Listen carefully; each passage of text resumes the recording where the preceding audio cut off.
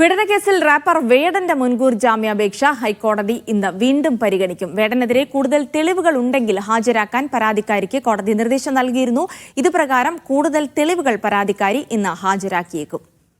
Lydia Jacob വിവരങ്ങൾ നൽകും. Lydia, വേടന്റെ ജാമ്യാപേക്ഷ പരിഗണിക്കുമ്പോൾ കൂടുതൽ തെളിവുകൾ ഹാജരാക്കുകയാണെങ്കിൽ ഒരുപക്ഷെ അത് ജാമ്യാപേക്ഷയെ കൂടെ ബാധിക്കാനും ഇടയുണ്ട്. എന്തൊക്കെ ഇന്ന് സംഭവിക്കുമെന്ന് പ്രതീക്ഷിക്കുന്നു?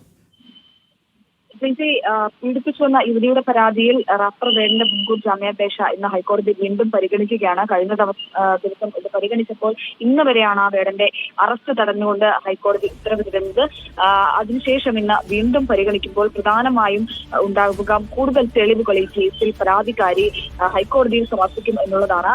കഴിഞ്ഞ തവണ വേണ്ടത്ര തെളിവുകൾ ഹാജരാക്കാൻ പരാതിക്കാരിക്ക് സാധിച്ചിരുന്നില്ല. മാത്രമല്ല പരാതിക്കാരി മറ്റ് സാമൂഹ്യ മാധ്യമങ്ങളിലടക്കം വന്ന ആരോപണങ്ങളുടെയും മറ്റ് കേസുകളുടെയും പശ്ചാത്തലത്തിൽ ഇത്തരത്തിൽ ജാമ്യം റദ്ദാക്കണമെന്ന അടക്കമുള്ള കാര്യങ്ങളായിരുന്നു ഉന്നയിച്ചിരുന്നത്. പക്ഷേ ഹൈക്കോടതി അതിൽ നിലപാടെടുത്ത കാര്യമെന്ന് പറയുന്നത് മറ്റ് കേസുകളോ അല്ലെങ്കിൽ സോഷ്യൽ മീഡിയകളിൽ വന്ന ആരോപണങ്ങളോ ഇതിൽ കണക്കാക്കാനാവില്ല. പരിഗണിക്കേണ്ടത് ഈ കേസിൽ തെളിവുകൾ ഉണ്ടോ എന്നുള്ളതാണ്.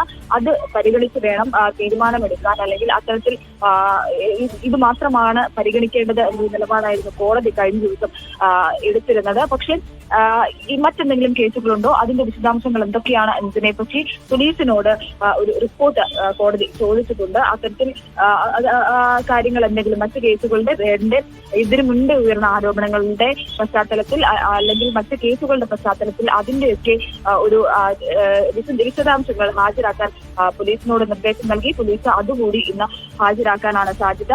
പരാതിക്കാരി ഈ കേസിന്റെ കൂടുതൽ തെളിവുകളും ഇന്ന് ഹാജരാക്കും.